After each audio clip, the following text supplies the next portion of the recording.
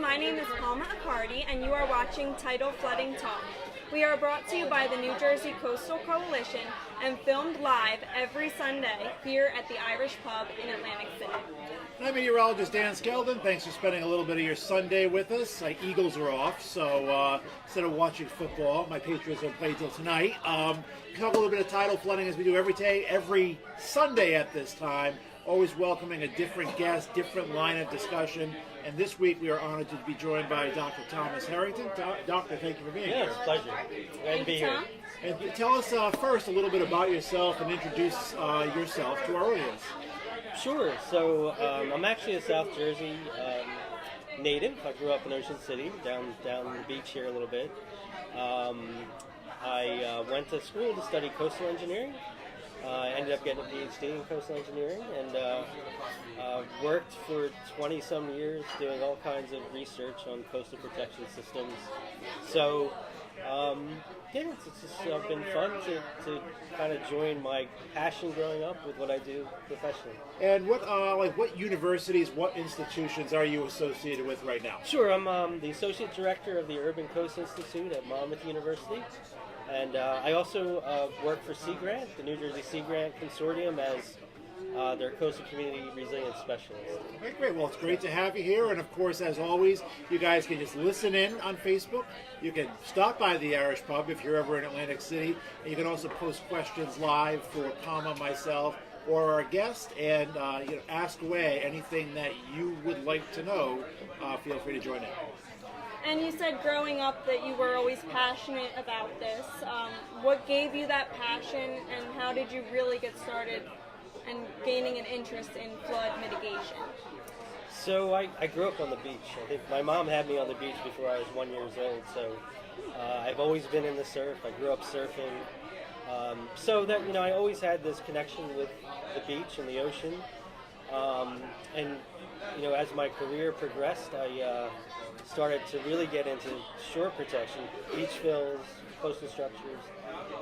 And then as we began to see storm events kind of become more frequent and more severe, we really started focusing on flooding and flood issues and what the future looks like for our coast. As growing up in Ocean City, was there a particular storm that you remember, or even once you kind of got started on your career that says, oh wow, that one left a mark, or that one, really brought into the forefront, wow, this is a big issue and this will only get a bigger issue going forward? Like, I guess, what's your most memorable weather event, of your lifetime?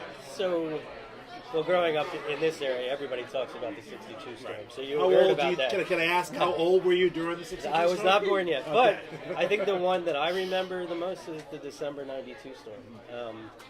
That actually exceeded the 62 storm in terms of the magnitude of the tide. And the flooding was tremendous, and the beach erosion was so significant that it really showed the power that these storms have and how quickly things can change. Right, 92 storm, I believe, if I'm not mistaken, is still the benchmark storm in Atlantic City. Yes. Sandy came in below the 92 storm. I mean, not by much, right. But that 92 nor'easter. And we're entering nor'easter season now. And, hurricanes get the names. Hurricanes is a whole national hurricane center. But, we all know from living along the shore, nor'easters can be just as bad, and even longer in duration and worse in terms of erosion and impact of residents than a hurricane in the summertime. Yeah, absolutely. And when I was at Stevens Institute of Technology, a colleague and I worked on a paper that tried to understand what was so significant about these nor'easters. And you're right, it's the tides, how high those tides are, and the duration. If those two things are really long or high, you're going to have a lot of damage. And they're the ones that, for our history, have been the ones that dominated the changes we've seen on the coast until Sandy. And I guess the hurricane of 44, but I wasn't around to see that one. Right. Because nor'easters can last for days. Hurricanes, you may get one tide, maybe two, and then their end. But nor'easters, I think that 62 storm is known as the Ash Wednesday storm, but is also known as the 5 high storm, meaning you had 5 high tides. You'll never get that in a hurricane, but because nor'easters stall, you can absolutely get that. Right. And I think what I learned about Sandy, though, was, man, when the hurricane storm surge hits, it comes with so much momentum. It just wipes away everything, and that was pretty impressive. That was something I don't think we expected here. We certainly see it in Florida, we see it in the Gulf Coast, but I don't think we ever thought we were going to see something like that here. And we rank hurricanes, just one last bit on Sandy, we rank hurricanes in a category system 1 to 5 based on winds. I mean, Sandy was barely a hurricane in terms of wind, but as you mentioned, the storm surge is something that we've never seen here before, and up on the North Jersey coast, it was the storm surge of a Category 4 hurricane, even though, it hardly met the wind profile. Right. So it is that surge that is the most dangerous part of a hurricane. Yes, and so one thing we're trying to understand in the research community is when these tropical systems start to turn extratropical, when they get into mid-latitudes, why do they get so much bigger? And that size generates that storm surge. Right. And that's something we don't, in the oceanography sense, understand too well. Maybe you guys do. Right. We're still studying it as well. Okay. So you mentioned the duration, the tides, and also the surge as determining the strength of these storms. Dan, actually my question is for you. Is this something that you can forecast and put out there ahead of time of how it is going to be based on those things? We can. I mean, every hurricane, has a different, peak impact. I mean, if it's a Category 5 storm, it's going to be the wind, that's probably going to cause most of the headlines. Like kind of like we saw with Michael. Michael, the wind was devastating down there in Florida. But then you have like a Category 1 storm, and it's not often the wind, but it can be the rain or the storm surge. Harvey was a 4, but it was the rain because it stalled out. Yeah, every storm's a little different, and I think that's important for residents to know too, right? Every hurricane's different. Every hurricane's not going to be like the last one that hit. Every nor'easter is different, and that's something that is a misconception that you have to clear up. Like we had Irene, we got lucky with Irene. People kind of underestimated Sandy, and then it turned out to be. That is probably how it is most of the time. They base the last storm on how the next one will be. So if they didn't really have to evacuate the last time, why should I this time? Right. Yeah, absolutely. And yeah, it's human nature, unfortunately. Doctor, what do you think? My next question to you is, how well do you think tidal flooding and storm surge is communicated to, just the average coastal resident? Do they understand it? Do they understand what minor, moderate, major is? Like if we say, all right, nor'easter coming, take the one last week, which was pretty significant. Yeah. I mean, that was moderate to borderline major. Did people understand it was going to be that significant? That's part one. And then part two, what can we do better? Part one answer, no. I don't think we communicated in a way that residents can say, oh, this is what it's going to look like outside of my front door, right? And I think that's a challenge because we give elevations and heights above mean lower low water or mean high water, and if they don't have this feel for what that is, it's really hard for them to visualize it, right? So we can accurately say, all right, 7.7 above mean low water. But like you said, Mr. Smith on Atlantic Avenue may not know what 7.7 does to his house, so he may not be prepared. Right, and I think maybe if we put that in context to something they're near or know about, like the causeway into town is at 6. Right. Right now they know the causeway is going to be flooded. And so maybe we need to start to put relevant information to them in that product, but then you're going to have to tailor it to everybody, and that's very difficult to do. Do you think it helps, and I'm inclined to think yes, but I'd like your opinion on this. Do you think it helps that, unfortunately, we've had so many bad storms, or at least more in the past 5-6 years than we have had in the previous 10 or 20? Can those storms be used as measuring sticks? Can we say, all right, you remember what you got in Sandy, the next one's going to be, 6 inches less? So can we use modern storms that everyone knows as measuring sticks to describe future storms and what they're going to bring? Right, I think that is a way to relate it because people that are in these communities year-round will remember that last storm. And so if you say, it's a foot below where Sandy was, or just about where it's going to be, maybe they'll respond differently. But We don't want them to get too complacent either. Right. That you know, it's only going to be 6 inches, so it's really still bad. So Right. that's a challenge. So we had a project. I was working with some modelers a number of years ago, where we were going to try and use Google Street View and have the forecast. We were working on this product with Google, so we have your house and a line filled in that shows you where the water level is. And we never got to that, but it was an interesting concept. Do you think the science is here today to do that?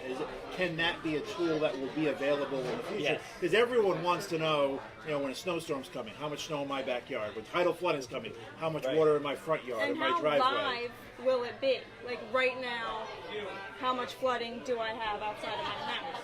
Will that ever be possible to have in a mapping system that you can just look up?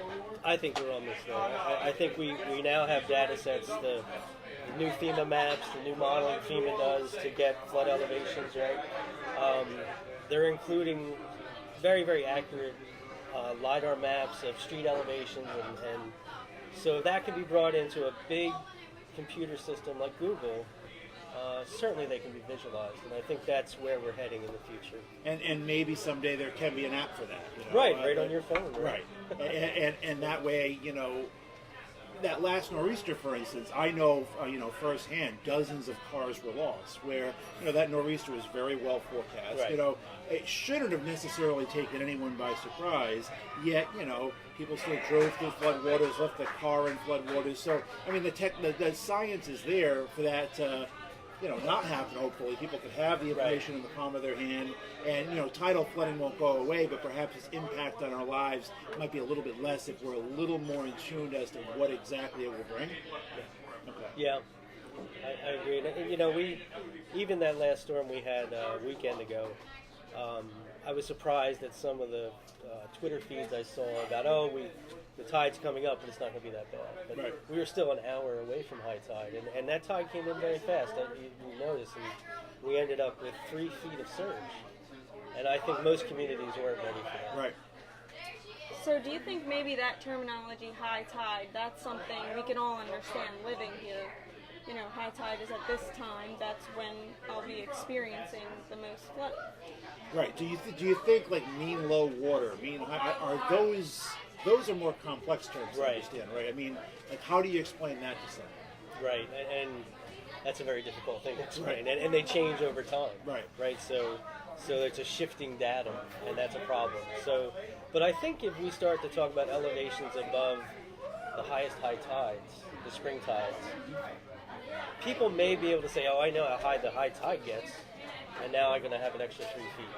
So maybe that's a way for them to visualize it. I know that a lot of the mapping done after Sandy that the Army Corps did was all related to mean high or high water. Okay. Just for that reason. Now, I think you have the Stevens Flood Advisory System. Now, Yes. That's something that's available online for people as well, right? I mean, that's a tool that tracks, tracks height, tracks forecast, tracks where the tide is right now. I mean, do you think that is a helpful tool for just scientists and meteorologists and kind of the weather junkies? Or is that something that, Mr. Smith on Atlantic Avenue, let's say, can pull up and say, oh, okay, I understand this now. Is that a good visual tool for people to use? Or...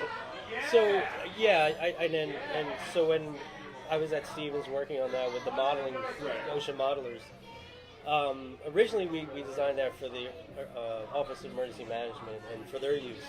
But we learned its value in that not only does it visually show you things, if you sign up, it'll send you a text alert, and it'll tell you that we're expecting flooding, and it'll do this 4 days in advance at this station at this time, right? So. And there's a flurry of stations up and down the Jersey Shore that can be analyzed. Right. And I'm saying, because I see it in my Twitter feed pop up, a screen grab from that site that, regular residents are using as a tool to warn other residents on their Twitter So you don't have to remember to check it, they will notify you. Right. How can people sign up for that? So they go to the Stevens website. I simply search Stevens Flood Advisory System on Google, and they'll be able to, right when you get to the front page, there's a little box on the right, and you put in your contact information, and And you can choose And whatever is stations that you want. a free tool? Or? Yeah, that was Okay.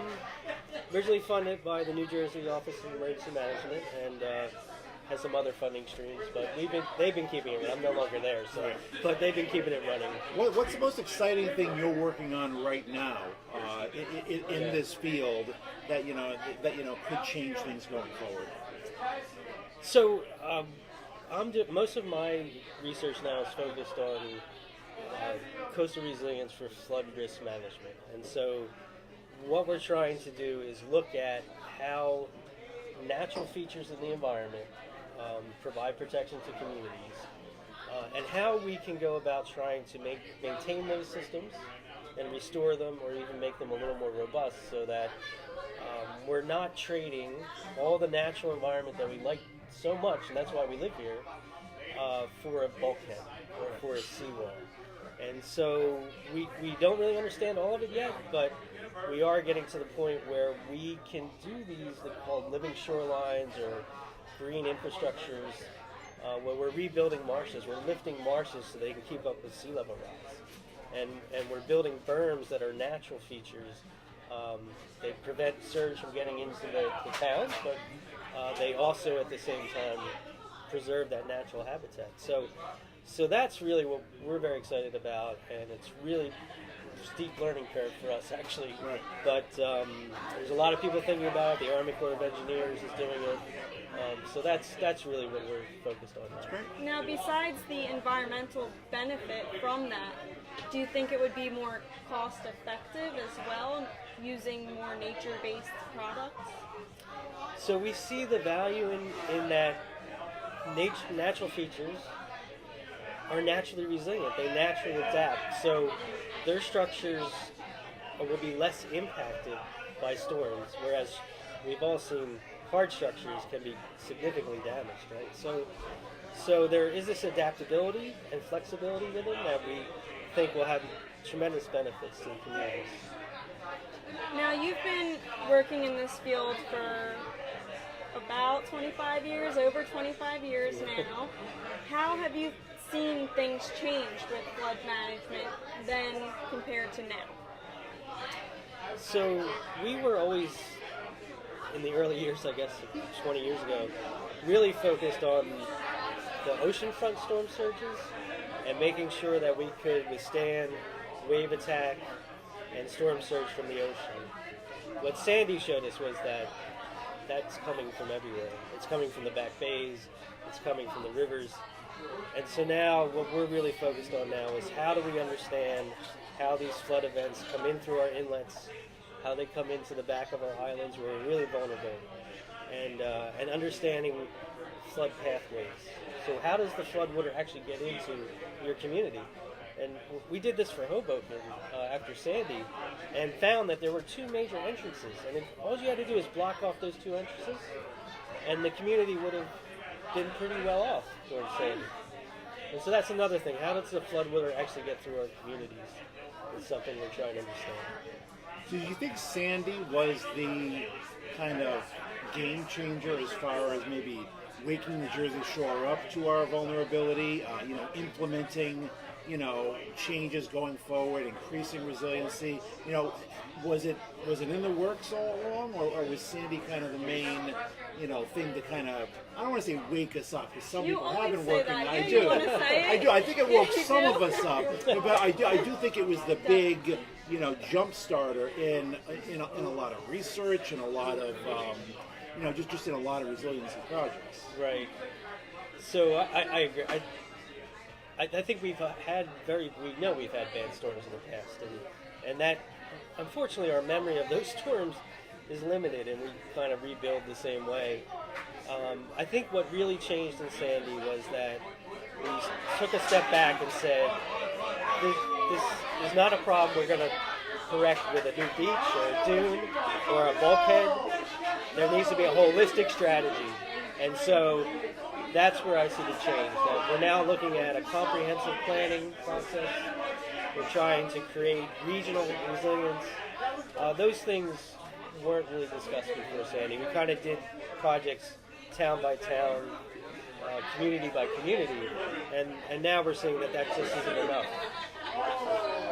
Right, and we were talking before the show that there's no just fixing it. It's always going to be something that we have to be proactive with and continue to focus on. Right, yeah, that's absolutely, because when we talk about long-term resilience in a changing climate like we have, and sea level rising, that we're never going to be done. We're not going to build that wall and say, okay, we're done. Even the Dutch continued to do the work because you have to adapt constantly to maintain your resilience levels. And so the idea behind resilience is to bend but not break and recover quicker. And so to do that, we're always going to have to be tweaking the system. Now, is it a fight that is winnable? You know, Mother Nature's a tough competitor, right? Yeah. And whichever way the climate changes, you know, that's something we can't really influence. I mean, climate does. I mean, to some degree we can, but you know, the climate changes. You know, is it a fight worth winning? I mean, if we implement all these strategies along the shore, you know, is there you know, a long-term future for the barrier islands? That's a really good question, and you know that what we look at here is that New Jersey is really dependent on its coastline. It's the number one or number two tax generator, revenue generator in the state.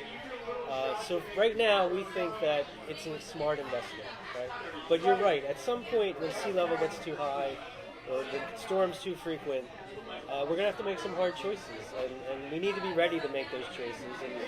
And through this adaptation process, I think we will see where we can get the most value for what we're doing, where we can sustain our presence, and where we may need to pull back a little bit. Right? Maybe let nature migrate back a little bit. And so that's a concept too, that over time, if we allow things to evolve a little bit back from the coast, we may be better off.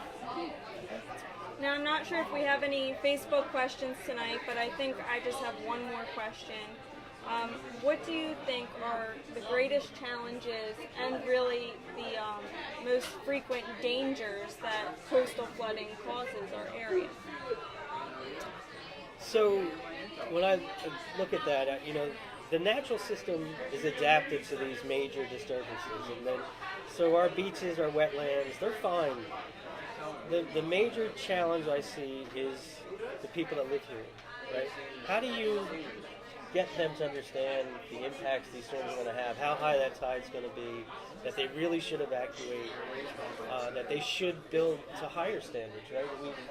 FEMA puts out how high you should build your house, but then they tell you that's the minimum, right? So we really should be going higher. And so these are things that communities need to understand the risks and vulnerabilities, and really need some incentive to take action, and not say, well, you know, I have a 30-year mortgage, and when that's done, I'll move. You know, that's not going to be the future. So to me, that's the real challenge. Is there an additional challenge? This is another question I ask many guests, not every single week, but is there additional challenge to the summer homeowner?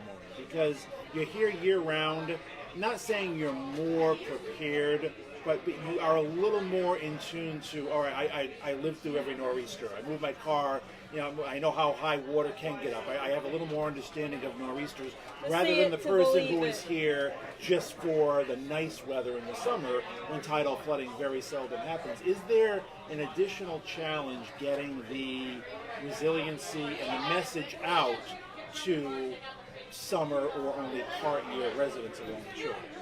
Yeah, I think that is a challenge, although I'm starting to see some Facebook pages now where year-round residents in certain communities, like Ocean City's one, they will post pictures of flooding, and I'll see the exchange on Facebook where summer homeowners are saying, can you show me my house? Can you show me what's happening on my street?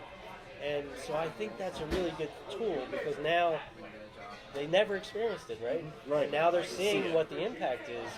And maybe that will promote more thinking about how they should be doing things differently, right? And I think that's really, really interesting, that social network dynamic that's going I am a follower of that Ocean City NJ flooding page, which is great. And I think social media helps in that respect. It can put you somewhere where you may not be, and see what's going on. Well, speaking of which, if anyone is watching social media, our Facebook stream live right now, you can ask questions.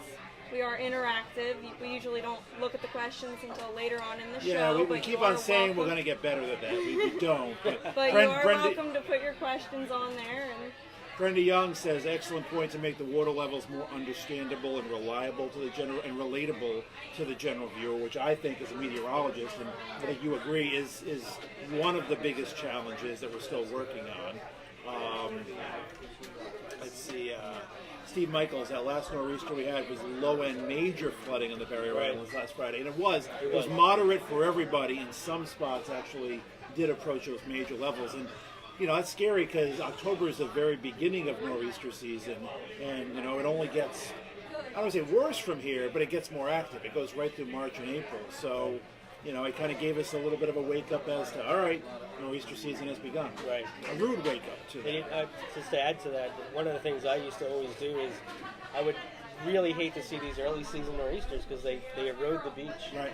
And that beach doesn't come back until the summer. And Right. so now we're a little bit more vulnerable than we were. Absolutely, and that's a good point because, that beach has to withstand the whole winter and whatever it brings. Let's see, Scott Heath, Peter Griffin, nice to have you guys on. Paul Zabati, Shelley Lindemeyer, Angela Gonzalez, Gloria Harris, Mary Lou Cawley. Appreciate all you guys watching. Nor'easter versus a hurricane, Shelley.